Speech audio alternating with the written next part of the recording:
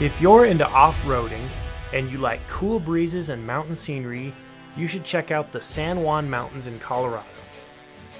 My wife Lisa and I toured Colorado in our truck camper and dual sports in July and had a great time. We saw much of the state, skipping just the Kansas half. The mountain views and easy free camping in Colorado won us over. I made 2 other videos showing the first 2 weeks of our trip with links to them in the description. The highlight of our trip was when we went to the San Juan Mountains in the areas of Ouray and Silverton.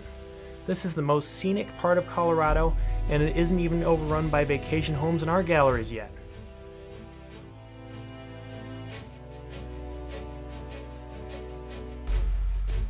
The San Juan Mountains are in the southwest part of the state, pretty far from the main population centers of Denver and Colorado Springs. There are 13 peaks over 14,000 feet in the San Juans, and they're the largest mountain range in the state. The wide range of minerals in these mountains make them colorful to look at and also attracted a rush of miners in the 1860s and 70s. They mined huge deposits of gold, silver, copper, lead, and zinc. There are still remnants of old mines scattered everywhere, some of them at over 12,000 feet. The miners also built crude roads to transport the ore and supplies to and from the mines. And these roads were used before they brought in the trams and the trains. The roads the miners made are still here, and they make the San Juans an amazing place to explore on foot, horseback, mountain bike, jeep, ATV, or especially by dual sport motorcycle. The town of Ouray, on the northern edge of the range, is so surrounded by steep peaks that they claim to be the Switzerland of America. The views from anywhere in town are jaw-dropping. This waterfall is visible as well as the craggy peaks to the south. There's a real nice hot spring swimming park in town, and while there's definitely a touristy vibe, it didn't seem snobby to us. We couldn't get over the scenery just looking around in Ouray. The library has fast Wi-Fi and guidebooks about local trails, or you can visit the Ouray brewery and enjoy the views from the rooftop seating area while eating your $16 burger.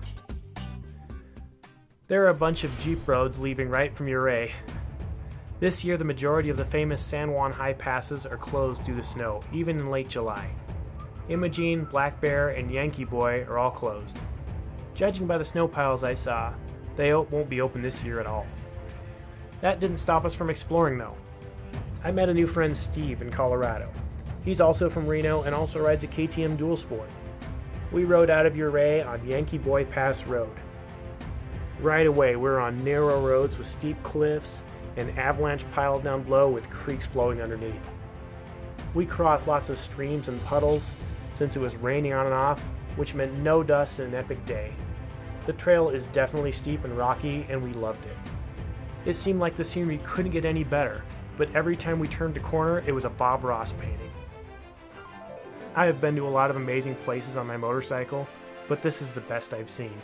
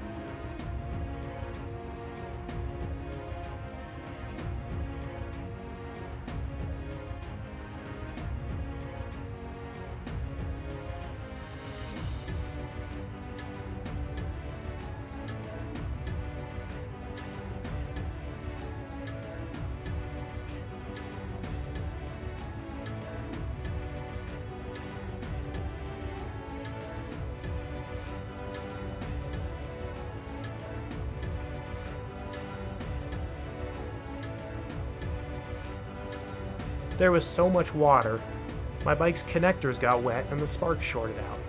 It happened on pavement though, and I was able to get the truck to the bike without too much drama. The drive on Highway 550 south from Ouray to Silverton is not for those who get carsick. There are steep drop-offs with no guardrail and some 10 mile per hour switchbacks. There are mining equipment remnants along the way, as well as avalanche snow piles with broken off trees everywhere. When driving back to Ouray, it was raining hard and there were waterfalls pouring down onto the road and us. Silverton, Colorado is an old mining town that embraces OHVs and even has designated routes for them through town. It only has one paved road, the rest are all dirt. In fact, there's not a single man bun in Silverton. The mountain scenery is dramatic, although just a bit less spectacular than Ouray, probably because Silverton is 1,500 feet higher at 9,300 feet. There are tons of camping options outside of Silverton. We stayed in a free campground on Mineral Creek 4 miles to the north. Silverton is popular with off-road people, and our campground was full of Jeeps and dual sport motorcycles, which was great for meeting interesting people and finding out about road closures. The museum is much bigger than it looks from the outside, and the first thing you see when you walk in is my great-grandfather's uncle's picture, since he was the sheriff here in the early 1900s. That's cool. They have the original jail and extensive mining exhibits, and it's all well done. We joked about moving to Silverton to enjoy the cool summers, but the woman running the museum said they got 270 inches of snow this winter. Plus, she said spring is always miserable because of the muddy roads and piles of melting snow everywhere. Steve and I explored Brooklyn Trail between Silverton and Ouray, and it was another high, scenic road. This road was not technical at all until we came to a snowdrift covering the road. The group of 4x4 drivers from Alabama that showed up had to turn around there, but not being quitters, we pushed our bikes across the drift and kept going. I actually prefer the easier, faster roads and had a lot of fun in the dust-free conditions. My wife Lisa and I rode together over Ouray Pass, one of the few open passes. Going up was easy, but on the other side there was loose shale that was a bit beyond Lisa's skill level. Ouray Pass is impressive because it makes you feel so small in that deep valley. Can you believe this is a two-way road? She didn't have a problem or lay it down, but at the bottom she told me there was no way she's riding back up that. So instead we rode 82 miles of pavement to get back to camp, and we got to see Telluride as a bonus. Imogene or Black Bear Pass could have got us back to camp from Telluride, but they're rougher than Ouray and they're closed this year anyway. That is the story of our San Juan Mountains trip. I hope this video inspires you to get out and explore.